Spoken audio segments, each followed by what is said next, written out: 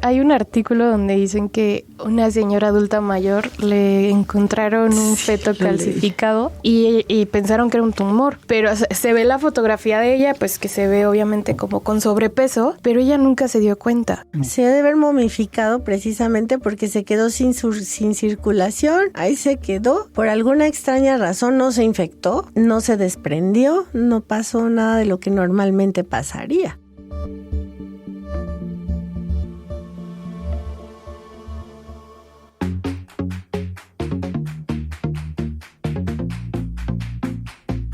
Salud, turismo, cultura, deporte, educación.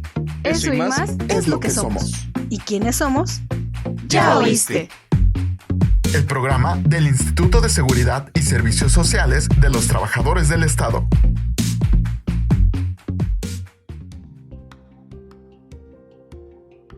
Yo soy Claudia Mejía, ya conocen mi dulce voz, pero también está conmigo Cristian. ¿Cómo estás, Cris? Hola, Clau. Muy a gusto de estar nuevamente en cabina y hablando de un tema que honestamente desconozco en gran medida, pero que puede ser bastante atractivo para todos y para lo cual tenemos a nuestra gran invitada. Es ginecóloga y obstetra y es la doctora Victoria Zenet Pauletti Barrientos. ¿Cómo está hoy? ¿Cómo se encuentra? Hola, ¿qué tal? Muy bien, gracias. Tenemos algunas dudas sobre no sé si sea condición o enfermedad, que es el embarazo ectópico. Cuéntenos, háblenos de esto. Bueno, miren, nosotros cuando nos embarazamos, realmente la unión romántica entre el óvulo y el espermatozoide ocurre en la trompa de falopio, ya sea del lado derecho o del lado izquierdo. Entonces, cuando ovulamos, la trompa captura el óvulo del ovario y se mueve, tiene movimientos como si se estuviera exprimiendo y se queda un ratito ahí en una parte de la trompa que se llama el ámpula. Allí el espermatozoide se reúne con el óvulo, se enamoran, se unen y forman algo que a futuro se convertirá en un embrión. Nosotros le llamamos un huevo. Ese huevo es movido, exprimido por la trompa con movimientos que le llamamos peristálticos, parecidos a los del intestino, para impulsar ese huevito hacia adentro del útero para que se implante en el fondo, ya sea en la cara anterior, en la cara posterior, pero lo ideal es que se implante en el fondo. Cuando todo ese proceso no se realiza adecuadamente y se implanta, se queda ahí sin poderse mover la trompa, en la unión de la trompa con el útero, o se mueve de más y se va hasta el cérvix, o se expulsa hacia afuera, hacia el abdomen, o sea, cuando la implantación no se lleva a cabo en donde debería de ser, que es el lugar ideal en el útero para que se geste un bebé, se llama embarazo ectópico. Me sorprendió mucho esta parte de que sale y se va al abdomen. Sí, hay veces que se queda en la fimbria. La fimbria es como una manita que tiene la trompa y pues en lugar de irse para adentro del útero se sale o se queda en la trompa y a veces como es algo anormal, empieza a crecer, es algo anormal, lo expulsa la trompa pero hacia la cavidad quedándose en el ovario. Entonces puede implantarse y empezarse a formar un embrión en el ovario o en el abdomen, en la cavidad abdominal.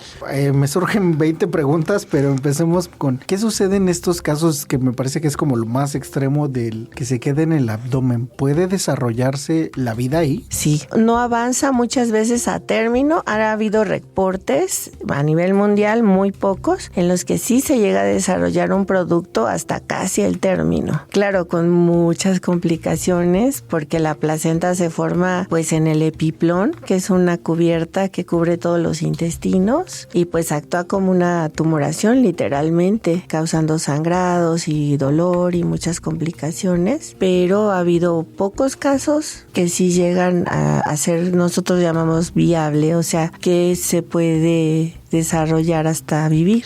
Y no solo en el abdomen, también en otras partes de las trompas de falopio.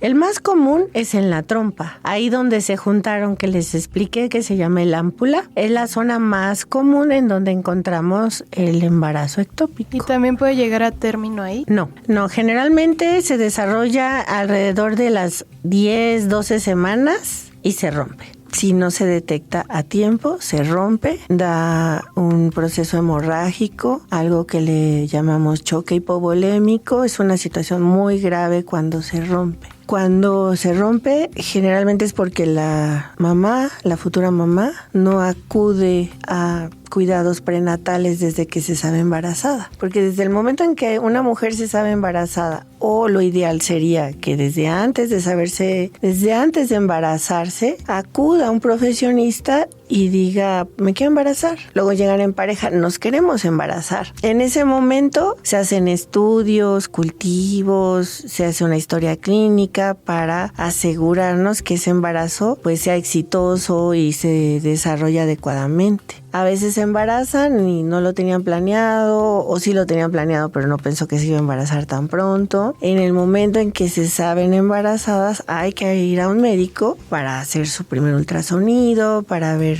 cómo está ella físicamente, en qué condiciones, para que ese embarazo se lleve a cabo adecuadamente. Entonces sí hacemos estudios y resulta que está embarazada por pruebas de embarazo positivas, pero no vemos un embrión cuando hacemos el ultrasonido temprano, pues lo empezamos a buscar. ¿Dónde está? Porque si está embarazada no vemos el saco con el embrioncito adentro, y pues es cuando empezamos a buscar por ultrasonidos que se llaman endovaginales, se hacen a través de la vagina para tener un acercamiento hacia los lugares donde pudiera estar, y pues lo podemos encontrar. El lugar más común es en la trompa. Y en esos casos que pensamos se logra identificar a tiempo, ¿qué es lo que se puede hacer para que ese embarazo sea viable? Viable ya no va a ser, ya no se va a mover. Eso sí está muy difícil de hacer, porque las trompas son muy delgaditas, son muy frágiles. Es un tejido muy suave y sacarlo para reimplantarlo pues es imposible. Yo no sé de nadie que haya hecho eso. Lo que podemos hacer es evitar que crezca más, se rompa y ponga en riesgo la vida de la mamá, de la mujer. Y otra es tratar, si lo detectamos a tiempo, de salvar esa trompa para que no se rompa y quede funcional. ¿Cómo lo hacemos? Hay dos opciones, la médica y la quirúrgica. Lo que podemos hacer con el metotrexate es médicamente retirar ese producto, evitar que crezca y por lo tanto que ponga en peligro la vida de la mujer. El metotrexate se puede dar 1 o 2 dosis, es un tóxico, pero pues evita que a futuro la mujer pierda esa trompa y sobre todo la vida, dejando crecer.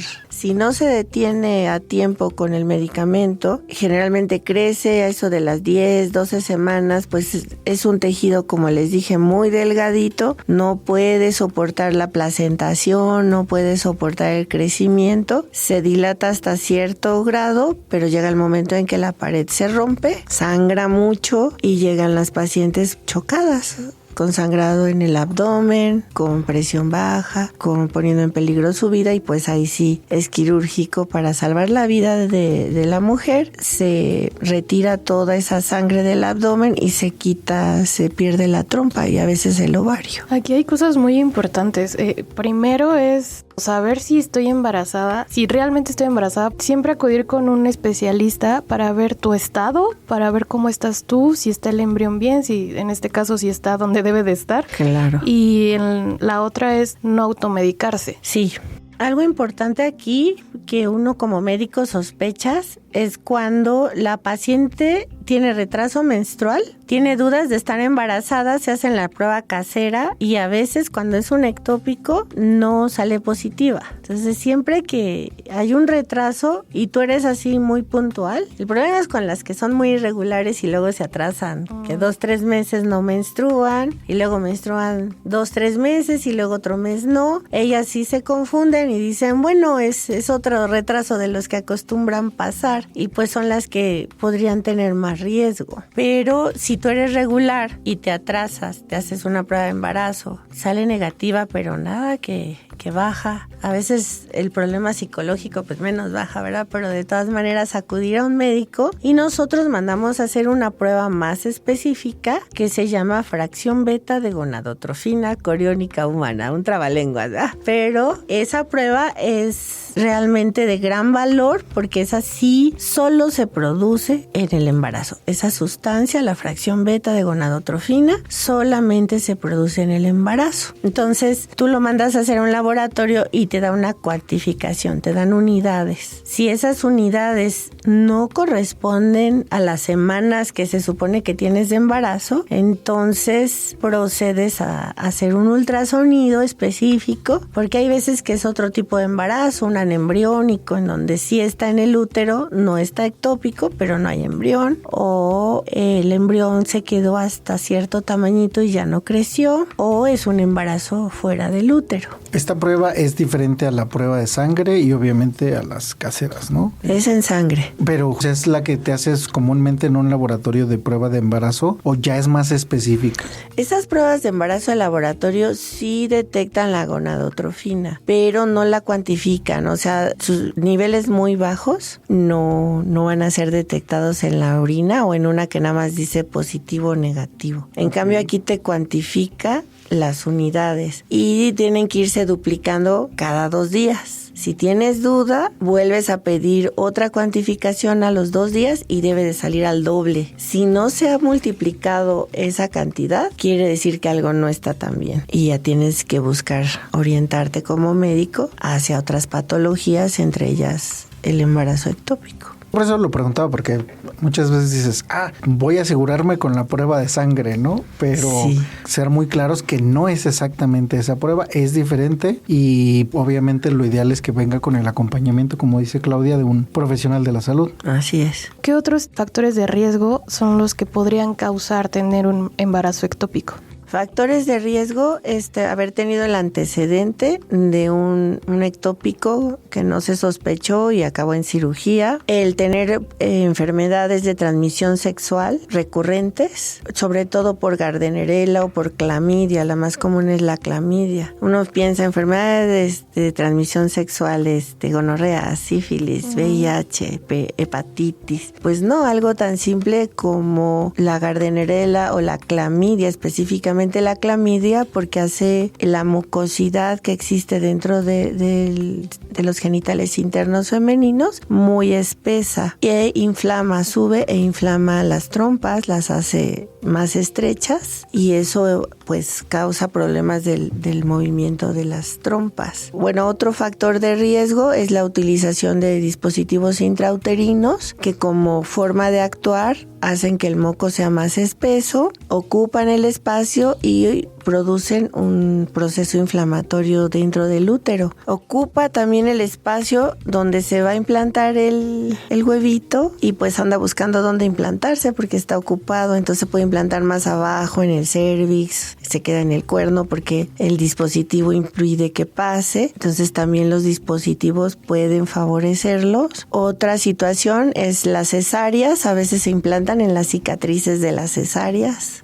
En la manipulación de los órganos sexuales internos para poderse embarazar con los nuevos métodos de in vitro que se llaman inseminación artificial y in vitro hacen que se favorezca el uso de este tipo de medicamentos también que se usan para favorecer la fertilidad. Cambia toda la dinámica interna y puede favorecer el embarazo ectópico. Principalmente esas son las causas. Hablaba del DIU.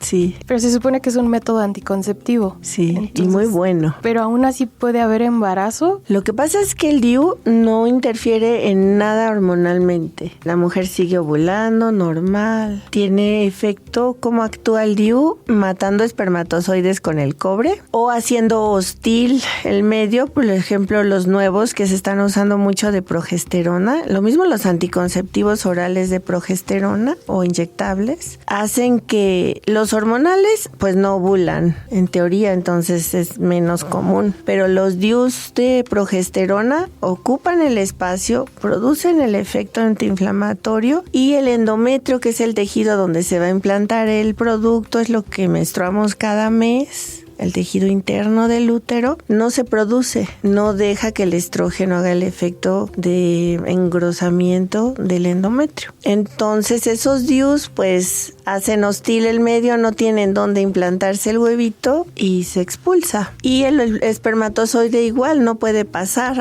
hacia arriba, hacia la trompa para unirse y se muere en el camino. La T de cobre, que no tiene ninguna hormona, hace este medio hostil también, un proceso inflamatorio. El cobre mata los espermatozoides, pero no influye sobre la ovulación ni hormonalmente en nada la mujer, en nada. El endometrio se sigue formando, la mujer sigue ovulando.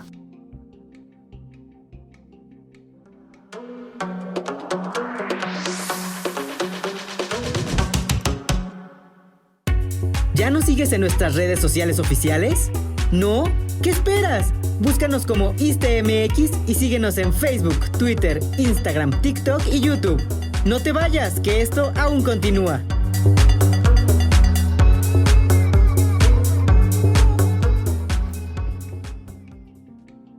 Y después, no sé, yo tengo un DIU, ¿no? Pero me lo retiro. Uh-huh. ¿Cuánto tiempo después es como seguro poder embarazarme? Dejar pasar 2 o 3 ciclos, 2 o 3 menstruaciones normales, 2 o 3 meses, para que ese endometrio se desinflame y todo vuelva a la normalidad. Es lo ideal, se puede embarazar luego, pero no es lo que queremos para dejar de mejor manera el endometrio y se pueda realizar la implantación adecuadamente. Digo, estadísticamente hablando, ¿qué tan común es teniendo un DIU se pueda generar un embarazo ectópico? Porque pareciera que decir, no lo utilicen porque eso es un riesgo, ¿no? Pero el riesgo realmente es mínimo, ¿estamos de acuerdo? Sí, realmente es bajo. En general, una mujer sin nada, que no usa ningún método y se quiere embarazar, tiene el riesgo del 1 al 2% de tener un ectópico. Y con el DIU pues aumenta a un 4 o 5%. Sí es bajo, pero siempre, o sea, cualquier cosa que usemos tiene riesgo. O sea, nosotros tenemos la idea, y me tomo una aspirina, no pasa nada, pero tiene riesgos. El usar un DIU, el usar hormonales de cualquier tipo, el parche, orales, inyectados, también tiene sus riesgos. ¿Son bajos? Sí, pero todo medicamento que utilicemos, cualquier sustancia, el alcohol, el cigarro, el tabaquismo aumenta el riesgo de ectópico, por lo mismo de que el tabaco causa problemas de vascularidad en general y él puede favorecer la motilidad de la trompa, mejor dicho, desfavorecer la motilidad de la trompa y también favorecer el ectópico. Para que no le entren con miedo a estos métodos anticonceptivos, son muy seguros. Sí, pero como todo tiene su riesgo y como todo debe de tener su seguimiento con su médico. Que esa creo que es la parte más importante. Sí, o sea, tú vas con un médico, quiero un método, te recomienda el DIU. El DIU es maravilloso porque no tienes que andar contando días, no hay olvidos, no tienes que andarte cuidando de nada, está allá adentro, no sientes que lo tienes allá adentro, es una maravilla, sí. Pero cada año te lo tienes que ir a revisar, tienes que hacerte tu papá Nicolau, ver que no tengas ninguna infección, que esté sano tu cervix, que esté sano tu cuerpo en general, ¿no? Sí, yo apruebo eso. Retomando un poco lo que platicábamos al inicio de los embarazos abdominales, que nos decía que sí pudieran ser viables. Tal vez voy a hacer una pregunta muy tonta, pero me genera la duda, digamos. Normalmente la alimentación del producto se hace a través de la placenta. Por ejemplo, yo tenía probablemente mala idea de que era a través del cordón umbilical. El cordón umbilical conecta la placenta con el bebé, okay. Pero la placenta es un órgano increíble porque le hace de todo. Es el riñón, es el filtro de la sangre. El bebé se alimenta de la sangre de su mamá, pero esa sangre pasa por la placenta, se filtra, todo lo bueno de la mamá va hacia el bebé. Un ejemplo, las mamás desnutridas del África que nos pintan, ¿no? La mamá está desnutrida, baja de peso, mal, y el bebé nace gordito, de buen peso y todo. ¿Por qué? Porque todos los nutrientes se van para ese bebé y la placenta se encarga de nutrirlo y de filtrar esa sangre para que todo lo bueno pase al bebé. Entonces la placenta se implanta donde puede. Ok. Ajá. Y entonces esa conexión que está entre la placenta y el cordón umbilical aún se desarrolla aunque esté fuera en el abdomen. Sí, no igual. A lo mejor va a ser un bebé más chiquito, sin la nutrición adecuada, porque no está implantada la placenta donde debe de ser. Si es que llega a término, casi ninguno ha llegado a término. Ha habido muy pocos registros de que llegan a ser viables, que es diferente a término. Claro. Ajá, o sea, puede ser viable un bebé de 28, ahora hasta de 26, 30 semanas, pero ya empieza a tener problemas, la mamá muchos dolores, puede haber una hemorragia, ya el tejido donde se implantó la placenta ya no da más, deja de crecer y hasta se puede momificar. Ha habido casos rarísimos, pero hasta eso... Hay un artículo donde dicen que una señora adulta mayor le encontraron un feto calcificado y pensaron que era un tumor, pero se ve la fotografía de ella, pues que se ve obviamente como con sobrepeso, pero ella nunca se dio cuenta. No. O sea, puede suceder que ni siquiera se den cuenta que tiene un Pues es embarazo gente que ectópico. nunca va al médico. O sea, nunca fue al médico esa señora. Sí, porque seguramente le generó dolor o incluso hasta sangrado, ¿no? Sí. No, sangrado no creo. Se debe haber momificado precisamente porque se quedó sin circulación. Ahí se quedó. Por alguna extraña razón no se infectó, no se desprendió, no pasó nada de lo que normalmente pasaría. Ese es un caso así súper raro porque es tejido que se puede infectar muy fácilmente y que se puede, a la hora de desprenderse, pues es de las principales complicaciones, las hemorragias. La magia de nuestro cuerpo. Sí, nuestro cuerpo es maravilloso. Siempre aprende la forma de tratar de compensar, ¿no? De Así todo lo es. que nos pasa. Hay un tipo de embarazo ectópico que se llama heterotópico. ¿Qué quiere decir eso? Que se embaraza de gemelos y un embarazo se desarrolla en la trompa, por decirlo, un lugar, y el otro dentro del útero. Es muy raro también, son muy pocos. Creo que es uno en 10,000, 20,000 embarazos.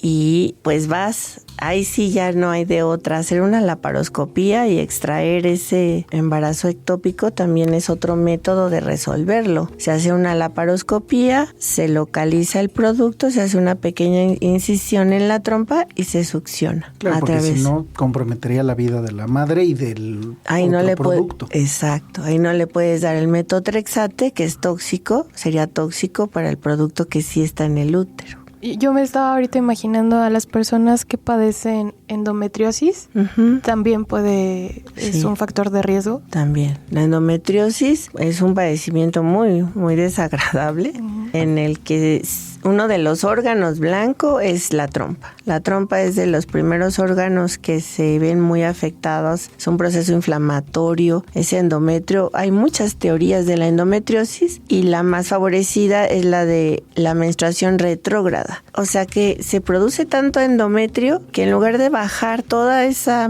tejido que menstruamos, en lugar de que todo eso salga como menstruación, parte se va hacia arriba, hacia las trompas. A veces yo a mis pacientes les digo, para que me entiendan, que es como una olla que se empieza a rebosar. Entonces busca salida por arriba y esa salida pues son las trompas. Entonces menstruan, pero parte de esa menstruación se va hacia las trompas y pues cae a la cavidad peritoneal, puede afectar el ovario, puede afectar las trompas al grado de que estén inflamadas y favorezca un ectópico. Y últimamente la endometriosis está muy, muy en boga. Sí, tuvimos un programa al respecto. Sí, que nos comentaban que incluso ya está considerado como una discapacidad o está en proceso de considerarse una discapacidad por el nivel de complejidad que conlleva esta enfermedad.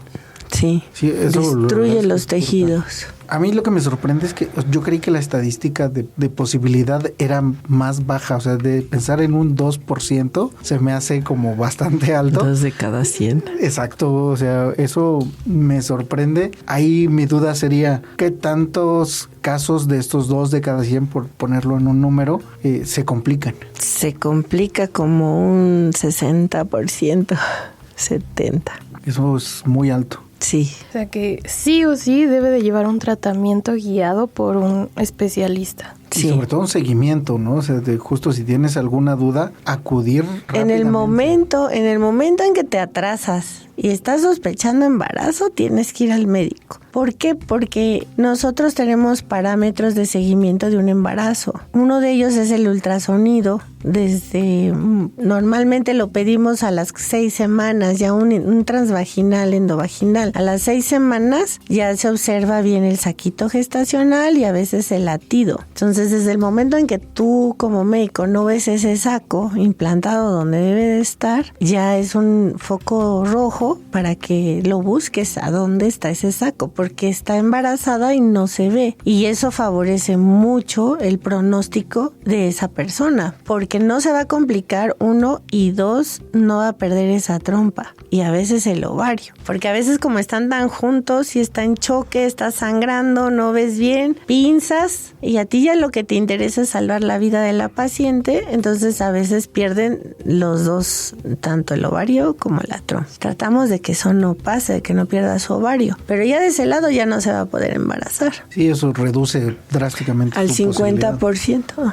Ahora, las personas que han tenido, porque sí llega a pasar, digámoslo así, interrupciones de embarazos constantes o continuos, usted nos comentaba que debe de haber un ambiente sano, un ambiente idóneo. ¿También puede haber riesgo de que tengan este tipo de embarazo? Sí, sobre todo las que recurren al legrado como tal, porque se introduce una legra o una cánula de aspiración que, quiera que no, puede causar cicatrices dentro del útero y hacer que el embrioncito se implante en un lugar que no es adecuado. Ahora, una persona que ya vivió un embarazo ectópico, ¿disminuye su posibilidad de tener un embarazo que llegue a término o es lo mismo siempre y cuando sea atendido de manera oportuna? Cuando ya tienen un ectópico, corren el riesgo que también del otro lado hagan. El que les queda bien, hagan otro ectópico. Ese es el factor de riesgo más alto de todos. Es un 70% de que si ya tuviste un ectópico, puedas tener del otro lado. ¿Y la edad influye? No, aunque sí se da más en mujeres entre 25 y 35, que es la edad fértil ideal. Esa es una duda que tengo porque, estamos hablando de embarazos ectópicos, pero siempre, por ejemplo, en mi lugar de trabajo me dicen, ya tiene un hijo, ya, ¿no? La presión social. Sí. Pero yo digo, bueno, ahorita no es mi momento, no es mi tiempo, pero tengo 31 años. O sea, por ejemplo, ¿yo hasta qué edad podría tener un embarazo sano, un embarazo idóneo? Lo ideal es que lo tengan antes de los 35 años. Ya después de los 35 puede haber complicaciones. Y no precisamente un ectópico. Algo que se llama preeclampsia, diabetes gestacional, productos con problemas cromosómicos, genéticos. Más que nada es a lo que se van a enfrentar. El ectópico, no hay mucha variedad de edades, no hay una edad así que te diga, llegan más entre los 35 y 40. No, realmente no. La promiscuidad sí tiene mucho que ver por los procesos inflamatorios de los que hablamos. Por eso se les recomienda el uso de condón. Yo a mis pacientes siempre les digo, bueno, con este método estás prevenida de el embarazo, pero no de las enfermedades de transmisión sexual. Entonces, si en lo que deciden embarazarse, en lo que conoces bien a tu pareja, entre comillas, mejor utilizar el condón para prevenir procesos inflamatorios, infecciosos, y así disminuyes un embarazo ectópico, entre otras cosas.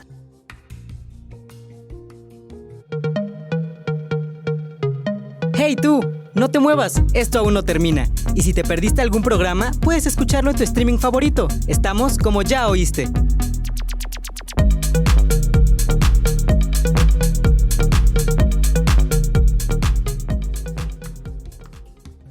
Ahora pensemos en una mujer que ya tuvo un embarazo ectópico y aún así quiere buscar tener un hijo. ¿Qué cuidados debe de tener para procurar que se pueda dar este producto? Primero que nada, buscar la razón, ver si ella tiene antecedentes de algún proceso inflamatorio pélvico. infecciones a nivel de sistema reproductor interno, como hacer cultivos, hacer su Papá Nicolau, cultivos de exudado vaginal, una laparoscopia diagnóstica para ver que no haya adherencias.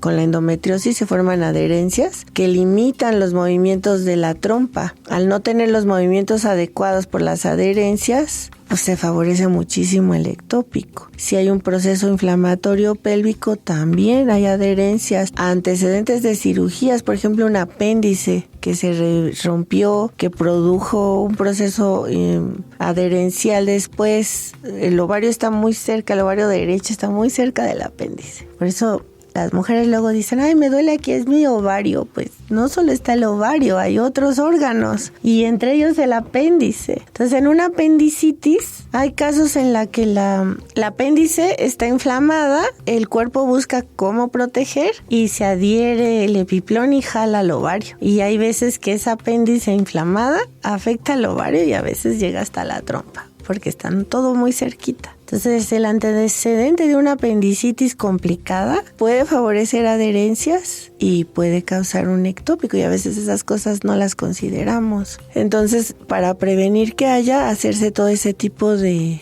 estudios, ver que no tenga adherencias, que no tenga alguna infección, que su trompita esté sana, y si hay algún factor de esos, mejor recurrir a la fertilización in vitro. Que de todos modos nos decía que también es un factor de riesgo, ¿no? Los biólogos de la reproducción, a veces para evitar un ectópico, hacen la oclusión tubaria. O sea, operan a las mujeres para que no puedan tener hijos. Y así, para que no se puedan ir hacia las trompas de falopio. Que no se haga el proceso normal. Ajá, entonces hacen la in vitro con sus óvulos de ella, los capturan, los fecundan y luego los transfieren al útero, pero ya se reduce mucho el ectópico porque ya las ligaron. Que ahí sí es debut y despedida, ¿no? O sea, tal cual, si quedan embarazadas ya es muy difícil por la producción de los óvulos más adelante. No, pues si quieren más hijos, pues otra reproducción asistida.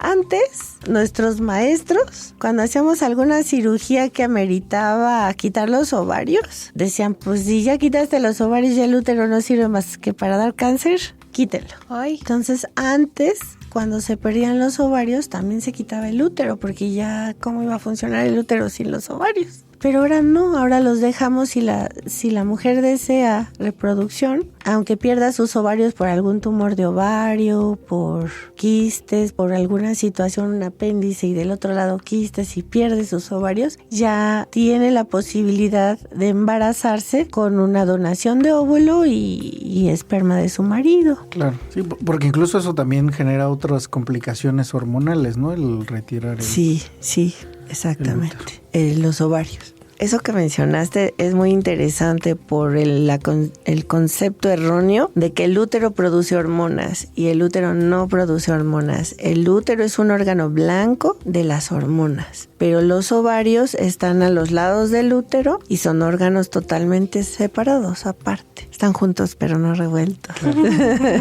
Entonces, podemos quitar los ovarios y dejar el útero con fines de concepción. Antes eso era inconcebible pensar en eso, pero ahora con la reproducción asistida sí se puede. Ay, causa curiosidad, ¿es caro? Muy caro. Muy caro. Sí, la reproducción asistida es cara. Entonces, de entrada, por todos los estudios que tienen que hacer, medicamentos, sí. Y ya después, si tienes la muestra, todavía es más fácil, pero si no, comprar la muestra también es bastante caro. Sí, tengo una conocida que está viviendo actualmente este proceso, y sí, por lo que ella me ha platicado, es muy complicado. O sea, y justo va a ser un intento y a veces frustrante. A veces frustrante porque se recurre a todo y no siempre es exitoso. Y es que genera mucho, o sea, es como extraño porque genera mucho estrés, pero el estrés también afecta en la concepción, entonces pareciera que es un círculo vicioso. Así es. Ahorita han bajado un poco los precios comparado con 15 años atrás. Están un poquito más accesibles porque hay más competencia, ¿no? Hay más biólogos de la reproducción y más clínicas de este tipo, pero sí es costoso. Qué irónico, ¿no? Es como dicen, las mujeres que pueden tener hijos no quieren y las mujeres que no pueden quieren. Sí, es complicado también ese tema. Es la lotería de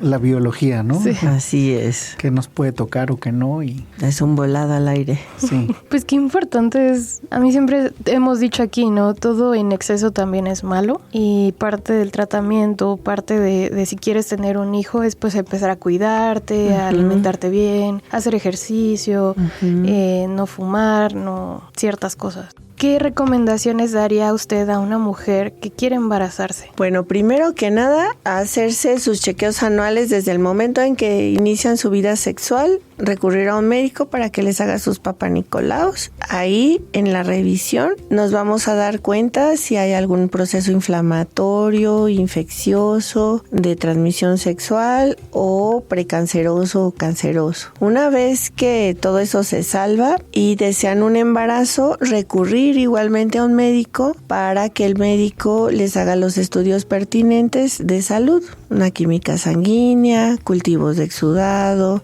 su peso, el peso es muy importante, los extremos demasiado delgadas o demasiado con sobrepeso disminuyen las probabilidades de embarazo. Básicamente eso, recurrir a un médico que les proporcione todos los medios para que ese embarazo sea exitoso y que llegue a término y bien. Generalmente les damos ácido fólico a los dos para que tengan buena calidad de esperma, porque este es juego de dos. Casi siempre la que va es la mujer. Yo quiero embarazarme, quiero ver si estoy bien para embarazarme. Sí, pero no se embarazan solas. Al principio que dijo que llegaban sus pacientes diciendo, nos queremos embarazar. Y yo pensé, ay, ojalá puedan embarazarse, ¿no? Para que sientan todo lo que siente una mujer.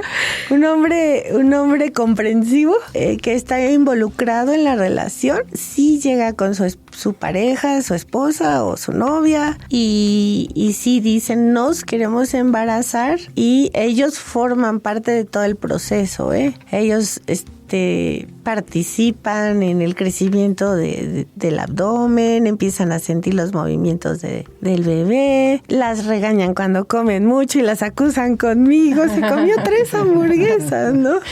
Y la mamá es que estoy comiendo por 2. Este es otro error, sí, pero es un mito muy grande también.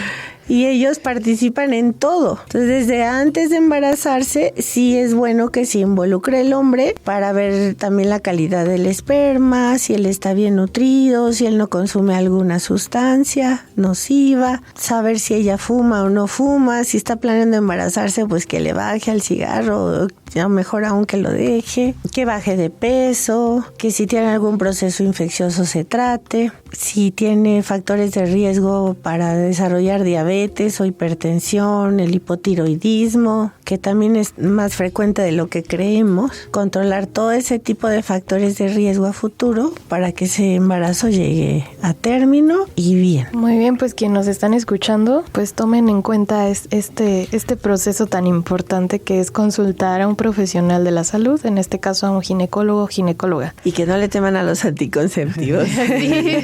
No, pero creo que sí también incluso la protección, o sea, reiterar la protección con el condón porque, sí, bueno, con métodos de barrera específicamente, porque como lo planteaba, puede ser un riesgo el estar embarazada y no saberlo. Por ejemplo, yo recuerdo mucho el caso de Miri, que ella se enteró creo que en la semana 10 u 11, una cosa así. Y todavía estaba chico. Y fue como de, es que yo pensé que era otra cosa, ¿no? Sí. Y ya después se enteró que estaba embarazada. Pero si ella hubiera tenido un embarazo ectópico en esas semanas, ya representaba un riesgo. Claro. Entonces, tal vez hubiera como muchas enterado hasta que empiezan con dolor abdominal, empiezan con sangrado, se sienten raras, empiezan a tener taquicardia, o sea, se les acelera mucho su corazón, temblores. Son datos de choque hipovolémico que le llamamos. O sea, está sangrando por dentro y como no sangra mucho por fuera, está manchando, ni siquiera saben que están embarazadas y llegan a veces muy graves al hospital. Pues sí, ahí como bien dicen, ¿no? De si el embarazo no es planeado. Sí. es más complicado. Sí, entonces también si están tomando anticonceptivos, si están aplicándose anticonceptivos, si están utilizando el DIU, también utilicen el condón para prevenir este tipo de sorpresas. Por y favor. si tienen irregularidades menstruales, también acudir, porque muchas se confían, ay, yo ni reglo, yo ni ovulo, 3-4 meses y no reglo, quiere decir que no ovulo, no hay problema. O casi no tengo una vez al mes, pero tienen un tino a veces. Yo lo he visto con personas que utilizan el implante subdérmico, Ajá. que sí llegan a dejar de menstruar por muchos meses. Uh-huh. y ningún método anticonceptivo es infalible, o sea, pudiera existir. Sí. Y eso generar un peligro. Es muy bajo el porcentaje de embarazos utilizando ese tipo de anticonceptivo, pero sí como dices, ningún método es 100%, 99 es 98%, pero 100 no hay ninguno más que la abstinencia. Ay, no, ay, yo no, ay, no. No es opción para casi nadie. O también los embarazos de la menopausia, ¿no? Que dicen, no, tengo 40. Muchos piensan que a los 45 ya no son fértiles. Y sí, siguen siendo fértiles. Dichoso pilón que muchas veces sucede, ¿no?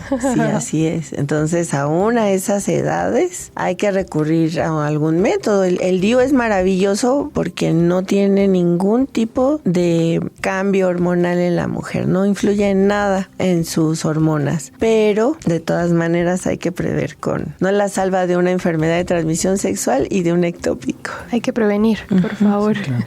Siempre la prevención es la mejor opción. Cuidar de nosotros y de nuestras parejas, ¿no? Que eso Así es. Importante. Bueno, estuvo muy, muy interesante y aprendimos algo hoy, algo nuevo. Muchas cosas.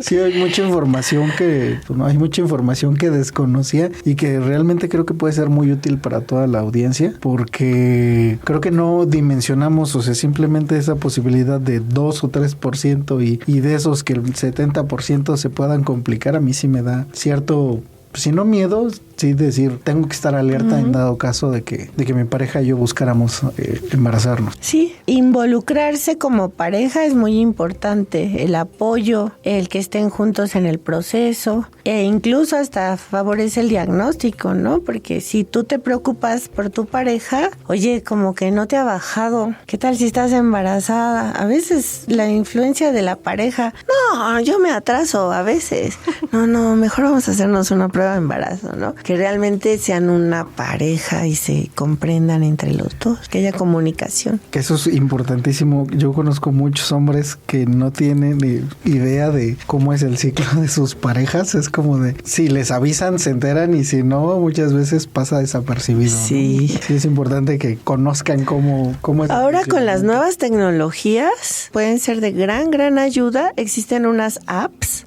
para el celular en el que pueden ellas anotar todos sus ciclos. Así se dan cuenta cada cuando menstruan. A veces la mujer no tiene tampoco esa costumbre de registrar sus menstruaciones, y eso también es muy malo, ¿no? Tenemos que conocer nuestro cuerpo, y ahora ya nos ayudan hasta en eso los benditos celulares. Sí. Podemos bajar apps en las que se anota cada cuando, si duele, si no duele. Mucho sangrado. Eso ayuda, si estás exacto, ovulando. eso ayuda. Muchas veces llegan al ginecólogo sin tener esa información en cuenta, ¿no? Y pudiera ser de mucha ayuda para hacer un diagnóstico oportuno. Bueno, Doc, Victoria, muchísimas gracias por acompañarnos, por estar aquí. Espero les haya sido útil. Sí, nos enseñó mucho. Seguramente, sí.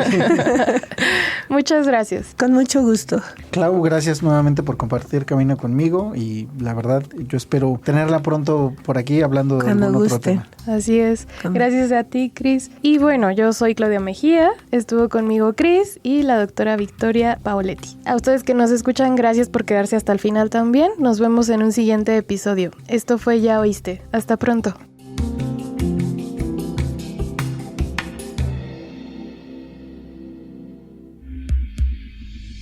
Este programa es realizado gracias a la colaboración de Claudia Mejía, Antonio Tapia en la producción, Cristian Ortiz en la producción ejecutiva.